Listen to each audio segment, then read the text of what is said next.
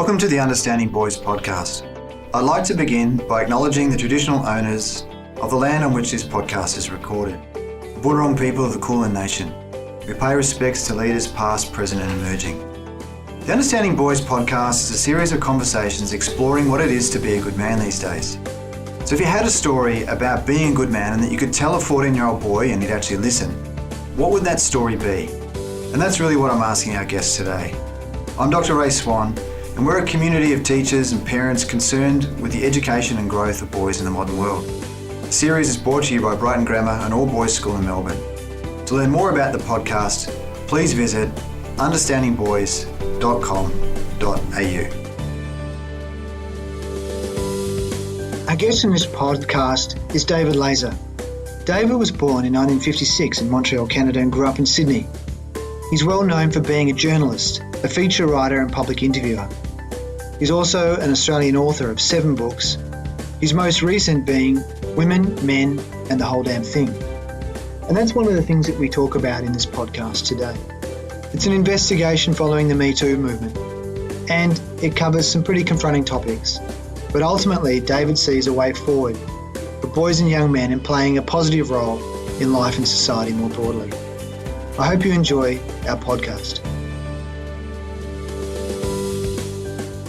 So welcome, David. Thank you for your time. It's great to see you here. And I know our listeners are really looking forward to the conversation today and, to learning a little bit more about your book.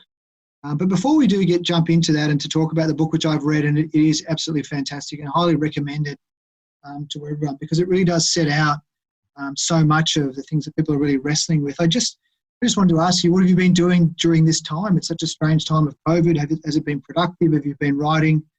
What are you working on presently? Well, thanks, Ray, and nice to be with you. I started researching a story in December of 2019 on climate change, what's loosely called eco-grief. And I started researching that and interviewing for that in a time of drought across the country. And then, of course, the drought turned into the black summer of fires. And then the fires turned into the hailstorms and the dust storms. And then the storms turned into floods. And then the floods turned into the pandemic.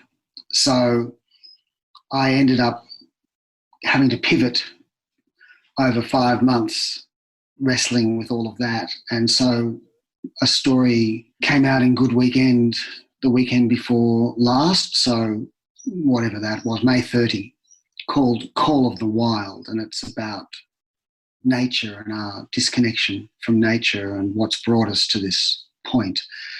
So since then, and we're talking, only 10 days later or something, I'm not doing anything except I do an online series of conversations every 2 weeks, and so I prepare for that. But at the moment, I'm trying to do as little writing as I possibly can. And with the title, you're obviously a fan of the is it Jack London, the book, The Call of the Wild? Well, that's not my choice. I mean, it is Jack London's book, and it's called The Call of the Wild, but the story in Good Weekend was Call of the Wild. It dropped the definite article. That's not my call. The headline writer, the sub-editors, the editor, they choose the cover title. Yeah. So, David, one of the things I did want to talk to you a little bit about just to get started was it strikes me as someone you've interviewed some amazing people over the time, people that we would know to be famous like Meryl Streep and the Dalai Lama and so on. I guess you must have some skills or some thinking around how you kind of quickly set people at ease and find that common ground and that way of genuinely relating to people that you're speaking with. Yeah, I think that I was always like that as a little boy and as a teenager and as a young man. I was always curious about people. I always wanted to know their stories. So journalism just fitted my character and personality. It wasn't the other way around. So, the art of interviewing is actually just an act of listening. It's an act of curiosity. It's an act of imagination. It's putting yourself in someone else's shoes. It's being more interested in someone else's story than your own story. Not that I'm not interested in my own story. I don't claim to be holier than thou on that, but I am deeply interested in other people's lives and what's happened to people. You know, I know journalists who have a way of interviewing where they don't say anything. And so the interviewee just bumbles and stumbles their way into admission about things, and they kind of confess their whole life because they're so uncomfortable at the silence. I'm more in conversation. And I think, you know, yeah, I mean, it depends who I'm interviewing, because some people aren't at ease. You know, if Pauline Hanson was not at ease, Alan Jones was not at ease, John Howard was not at ease when I interviewed him when he was Prime Minister, you know. But, you know, it depends who you're interviewing. If you're interviewing a public figure, it requires a different kind of barometer to if you're interviewing someone who doesn't wield power. Mm-hmm. So as a journalist, you're always thinking about, well, is this person, that's one of the roles of a journalist, is to kind of be a check and a balance against power. That's why it's called the fourth estate, because you've got, you know, the three branches of government, you know, the executive, the judicial and the legislative branches of government. And the fourth estate is kind of the check and the balance, which is, of course, under more threat than it's ever been in my lifetime right now. So, yeah, I mean, I could talk forever about the art of the interview, and feel free to ask away on that one. I probably should, David. I mean, I might reveal my own sense of inadequacies in interviewing a great interviewer in a podcast. And I was thinking about our chat today. That wasn't lost on me. But what I was really also curious to hear about was, you know, talking about the fourth estate, and there's this quality of truth, and it's something that I wanted to sort of explore a little bit with you when we sort of get to your book and how you sort of form a view on things.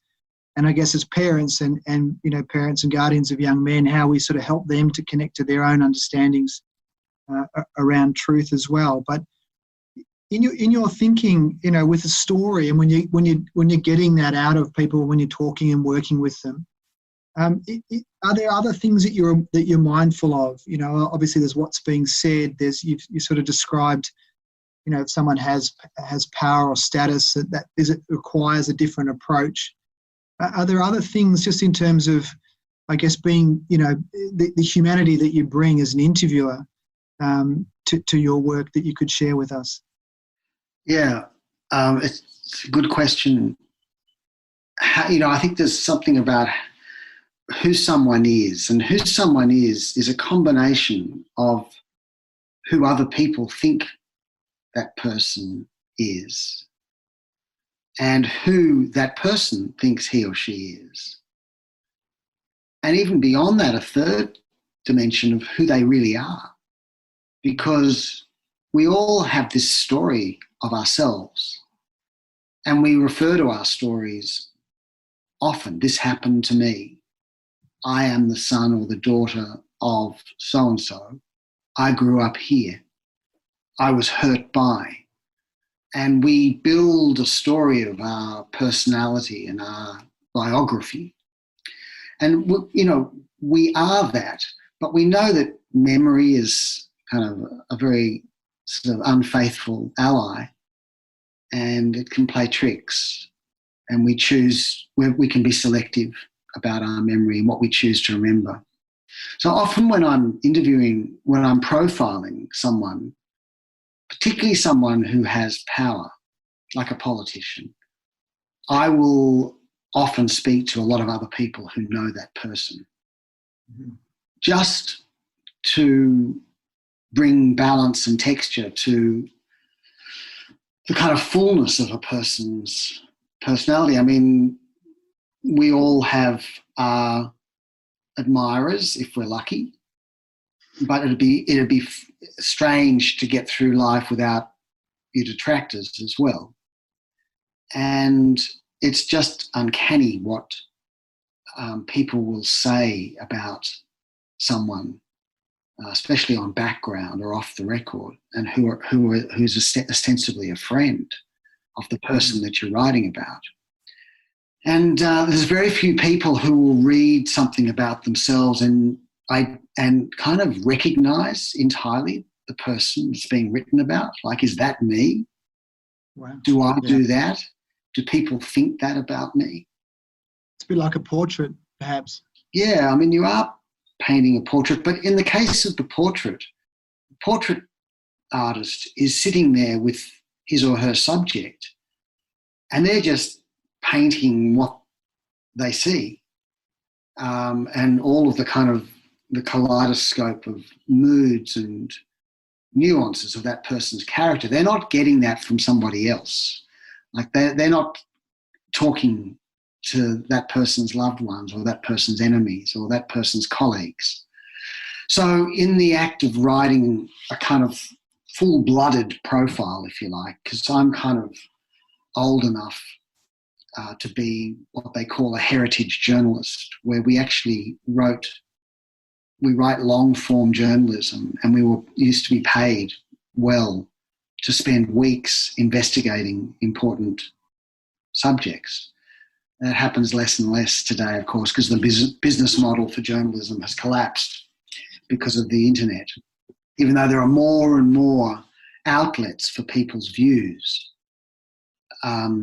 there is actually no business model that exists anymore to really pay journalists to do the job that journalism requires.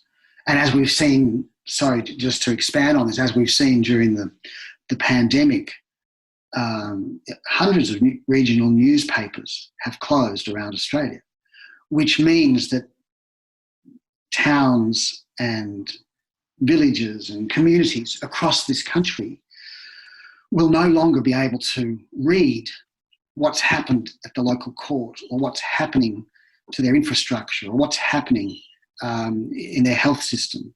So the vital role that journalism brings a community, reflecting a community back to itself, is under severe stress. And I know that's a digression from what you asked me, but, you know, just to pull it back, every human being is infinitely complex. You know, every human being is full of paradoxes, contradictions. So to actually kind of get a handle on who someone is very difficult. I mean, Joseph Campbell said something very famous, the mythologist, classical mythologist, not the classical mythologist, but the great exponent of mythology, and wrote the book The Hero's Journey and many others. He was married to his wife for 70 years, and he said, "I know her so well that I don't know her at all." Mm. And I think that's kind of true, that we're all a little bit unknowable to others and even to ourselves. It's great. In looking at your book, and I'm hoping we can jump into the book a little bit now, it's a vast amount of territory that you cover in Women, Men and the Whole Damn Thing. You outline so many of the different voices in the space. And I think where it would be really useful for our listeners to get a sense of the impact of the book, and perhaps even just, if it's okay, just to recount the story from when you first wrote in the newspaper about it, and then subsequently what led you into writing the book. I think it's in the book, but it would be fascinating, I think, for our listeners to hear your telling of that story. Yeah, happy to. The editor of Good Weekend came to me in a couple of months after the Me Too movement erupted in America in late 2017, and said to me, did I want to come back and write more for the magazine? Because I had been with the magazine as a full-time feature writer through most of the 1990s. And I said, yeah, it depends on the story. And she said, well, what would you want to write about? And I said, well, the only thing that I'm really interested in at the moment is the Me Too movement. I mean, the fact that millions of women around the world are speaking to their violation and their distress and their rage. And, the conversation that I had with the editor was, well, can a man write about this? Should a man write about this? And that's a very real question. That's a very, very, very important question, because it's a women's movement, and women have been told by men what to do and what to think for centuries. So should a man even venture into this territory? And my answer to that was, well, men are the ones who are perpetrating the violence.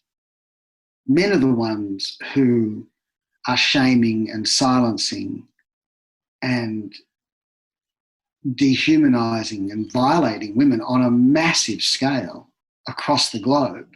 What is it in men and the way in which boys are raised into being men that makes that possible? Now, that's not to ignore the violence that happens to men. It's not to ignore the very real problems that boys and men are facing. But all the statistics show that the majority of the violence, and the worst kind of violence and worst kind of control, is from partners and ex-partners to their wives or spouses or lovers, ex-lovers. So I wrote this story for Good Weekend. It might be one of the longest stories they've ever published. It was a 7,000-word kind of essay called Women, Men and the Whole Damn Thing. And the response to it, that was published in February 2018, and the response to it was unlike anything I'd ever experienced as a journalist before. I mean, there were hundreds, thousands of responses from Australia and around the world, and they were almost universally praising of what I'd tried to do. There were a number of men who wrote to me and thanked me, and there were women who wrote to me and thanked me. There was one woman, and I think she was actually one of the prompts for me then taking up the offer. I mean, I was approached by some publishers. Would I expand that story into a book? And there was one woman who wrote to me. I got this letter, an email on the evening of when my story came out. Should I read that to you? Because it might just go to the heart of what I felt. Wow. Yeah. I woke up this morning on the couch because my husband verbally abused me again last night, and the idea of sharing a bed with that pig makes me physically sick. I woke up feeling slightly more powerful because I got to choose where I slept. It was my silent protest. See, Frank, not his real name, you can't control every part of my life. I'm not going to sleep next to you tonight. I'm on the couch. I can't say out loud that his behaviour is abusive and disgusting. He hurts me more. I have never sent back food. I have never called the manager to complain. I have never rung a radio talkback. I have never sent a letter to my local politician. I have never said no. I've never said stop. I've never said leave me alone. I've never told my husband enough. I have never said I deserve better. I always thought it was my fault. I was too fat. I was too ugly, too slow, too lazy, too dumb, not strong enough, not pretty enough, not good enough. But then, this morning on the couch, I read your article. It explained. I understood. I realised it's not me. Mm. And when I read that, that's a condensed version of what it was. Mm. I actually kind of, I sobbed. Mm. I just was so overcome by her eloquence and by the eloquence of her words and the eloquence of the violence. I mean, the violence against her was just stunning, and she was in this micromanaged situation which is replicated across this country and around the world. And so that was one of the prompts to try and expand on the article to write the book. And so I spent the next year researching and writing, and then the book came out in August last year of the same name, Women, Men and the Whole Damn Thing. And that it's had a big reaction. Mm. I imagine, David, for yourself, as someone who, as you're outlining earlier, the depth to which you sit with interviewees and the way in which, you really approach your work with, a sense of really seeking the truth and trying to understand what's going on. It would have been a very difficult personal journey for you to encounter that. And as you were saying earlier, that being male and doing this as well adds another level of complexity to that as well, in terms of what you hold or what you represent to many people potentially in the subject matter. It would have been a very difficult experience for you, I imagine, a lot to carry, even on a personal level. Yeah, it was. I mean, there were at least half a dozen times where I kind of thought, I stopped. I couldn't do it. I thought, I can't do this.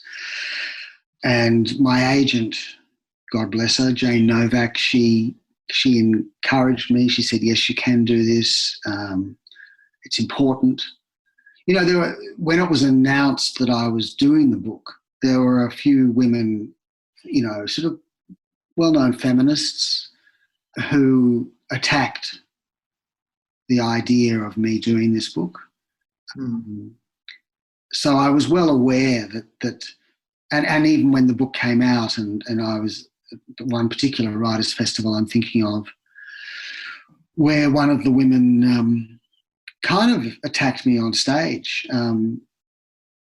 That happened actually on a few occasions. And I actually said to her, have you read this book? And she said, no. And I just left it at that. That was answer enough. So, yeah, I mean, it's a big thing to deal with the wound of the world, to take that on and try and understand where this comes from. Because it doesn't just come from nowhere. And that's what I wanted to explore in the book. I wanted to track historically, well, have we always had a patriarchy? Have men always thought that they were superior to women, or that they should dominate women, or that they should be the breadwinners, or that women should be answerable to them, or that women should be genitally circumcised in Africa and the Middle East, or that they should be covered, or they should be put in nunneries, or that they should not have sexual sovereignty? These are some of the questions I wanted to ask. And, and the answer is no, it hadn't always been the case. And where did it come from? So I was looking at, sort of anthropology and biology and evolutionary psychology and the scriptures and history and politics and power. I mean, it was, I had 80 books around me, around my desk where I'm sitting now, that I was kind of referencing. So at the back of my book, there is a very big bibliography of the texts that I make reference to in the book. So it was an enormous undertaking. It was the biggest thing I've undertaken in my journalistic career. And you talked before, Ray, about truth, because truth has never been more contested now than it is today. And, you choose your facts, I'll choose my facts. We've had enough of the experts, David. We've had enough of the experts. That's right. Suddenly, but except we'll rely on the experts now that we've got a global pandemic. It's interesting, we've scorned and derided and sneered at climate scientists. Some people have, for the past 30 years, 20 years in this country, in a very ideological way. We've scorned the science. Interesting now that we want the science, we rely on the science, and we defer to the science on this. And if there's a vaccination found, we're not going to call those scientists lefties, are we? We're not going to call them greenies. We're actually going to snap it up and vaccinate everybody. So in the past, we had, 10 or 12 daily newspapers in this country. We had radio and television. We didn't have the internet. And if you were conservative or right of centre, you chose this outlet. And if you were more left of centre, you chose that outlet. But more or less, the facts were uncontested. The interpretation might have been different, but the facts kind of were uncontested. Today, you can say now, up is down and left is right and night is day. And a Russian conspiracy is actually an American intelligence conspiracy. You can upend the ideas of what is factual and who's speaking the truth just by being louder than the next voice. And there are so many outlets now who are, that are peddling conspiracy theories that it's become almost impossible for people to actually decipher what is true and what's not. And so they choose the thing, that's the way it's structured, as we know, with Facebook. And, the algorithms are weighted to reinforce the views that you have and to keep sending you stories that reinforce your assumptions. You're in your own little search bubble, so to speak.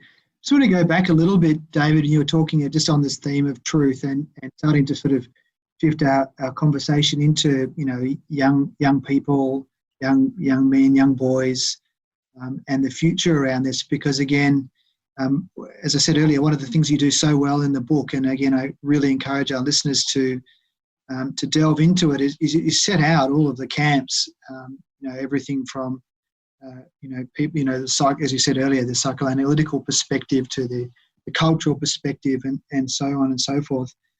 And it's interesting to me that, truth is often used in such a manipulative way through something like gaslighting, which is kind of what your letter pointed towards a little bit, I thought, when you were reading that out as well.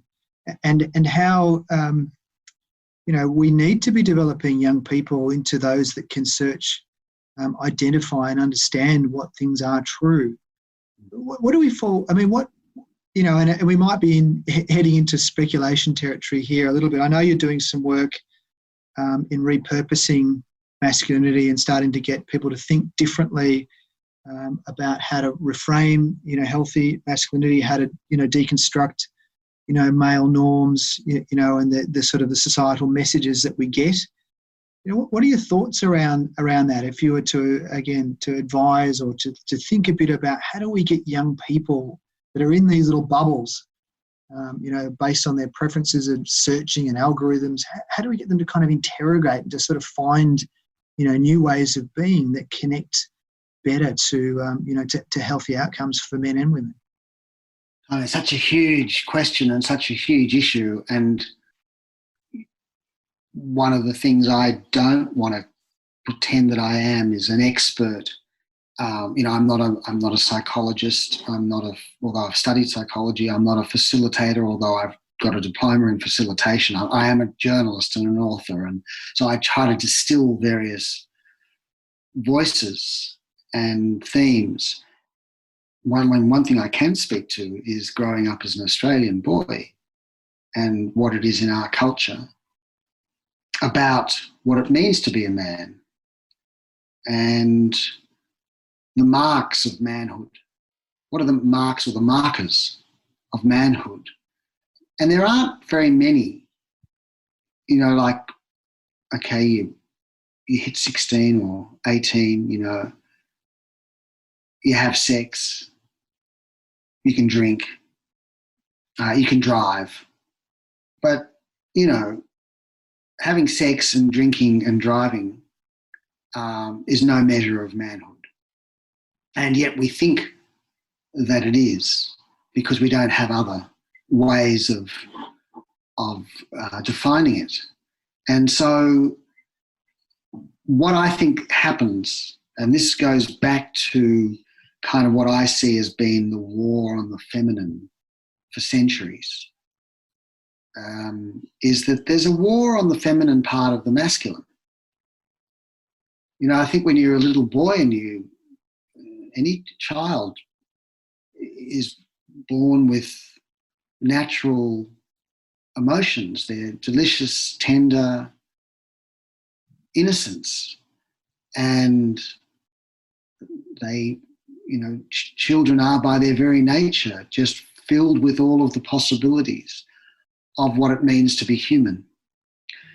But in the masculine culture, those values around being vulnerable or being emotional or, that's seen as weakness. That can be shamed out of you. It is shamed out of you very early, or bullied or beaten out of you. So what that does is that it locks boys up, because those emotions, which are just perfectly normal, it's our birthright as human beings. I mean, to be human is to be vulnerable. So what does that do to a person if you can't express vulnerability? If vulnerability is seen as sissy-like, girlish, what's the worst thing you can call a boy is a girl? Those kinds of things. It derides the whole thing of the feminine, not just externally, but internally. And there are a lot of men who are locked up inside. And different cultures do it, and have been doing it for centuries. So there is something here in how we redefine masculinity. What does it mean to be a man today? What are the new models of manhood that are more fit for purpose, that create healthier, happier lives for those men and for the people with whom they're in relationship with? I'm deeply interested in that subject, because the other side of the violence of what men do to women is what men do to themselves. Well, to other men and themselves. I mean, we know there's a pandemic or an epidemic of suicide in this country. So that is a death by loneliness. That is a death because you are in despair and you don't have any tools with which to speak to someone. I think that's one of the things that girls grow up acutely aware of, is that there's almost a sisterhood from the start. They talk to each other. And they've done lots of studies around that, haven't they? Where you put little boys and little girls in a room together, and the little girls come out of the room and they know everybody's names, and they know where little Betty lives and what her mummy's name is and her daddy's name. And the boys come out and they've just been kind of bucking up against each other and testing their strength, and they know nothing about the other boy. And that Man Up documentary, which I highly recommend, the 3-part series that Gus Worland and Tom Harkin, who I know you've worked with, at Tomorrow Man. I mean, it's a fabulous investigation of how the models of manhood cripple men, cripple boys and cripple men. So it's a huge question that you're asking. It's a huge answer. And I think that is a place we can start, where we actually encourage as educators, Ray, and I'm sure you're doing this at your school, that it's not just safe, but it's okay. In fact, it's courageous. In fact, it's manly to be able to talk about your emotions. And if we could just drop that in the water supply and dispense it widely, we might have different rates of violence against women and different rates of male suicide and different rates of divorce, marital breakdown. Yeah. David, what do you think it is to be a good man these days? Well, I think to be a good human, it's not about man or woman sometimes. It's about actually being authentic, having integrity, living by your word, being courageous, which doesn't mean not having any fear, being respectful, yeah, I think it's those kind of qualities. And I would say that applies to being a good woman too. Yep. And finally, if you had a story that you could share with a 15-year-old boy or thereabouts and he'd listen, what would the story be? Well, if that 15-year-old boy really wanted to get the girl, for example, I'd tell him to learn to listen.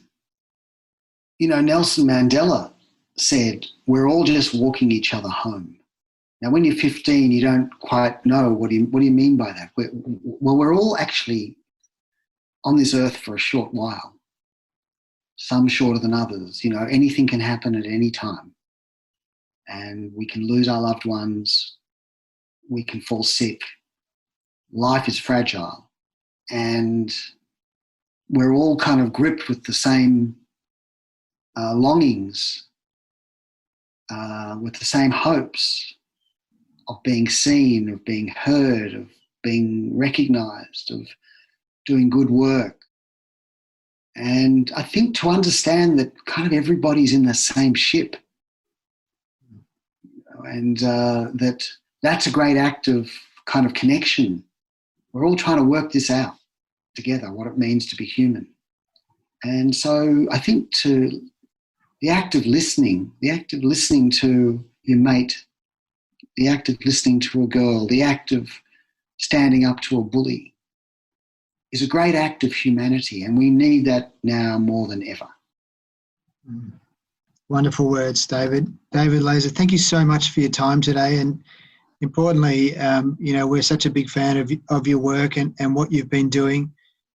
We'll include show notes for people about how and where they can access your book. And again, I'd encourage our listeners to get involved, to read and to go deeply into these things. They are it's difficult subject matter and it's confronting, but it's extremely needed. And ultimately, we hope as we look ahead that there'll be healing and listening and new ways of being that we can help our young men and boys, but all people to grow into people that are ready for the world that is unfolding in front of them, even in such a world as this one where we've had floods and fires and change and all sorts of things. What it is to be a young person these days, it's quite extraordinary as well. David, again, thank you for your time. Thank you so much, Ray, for having me. Well, we hope you've enjoyed this episode of the Understanding Boys podcast. Make sure you subscribe on your podcast app and please leave us a review to help grow the community. For more information about the podcast, visit understandingboys.com.au. Until next time, thanks for listening.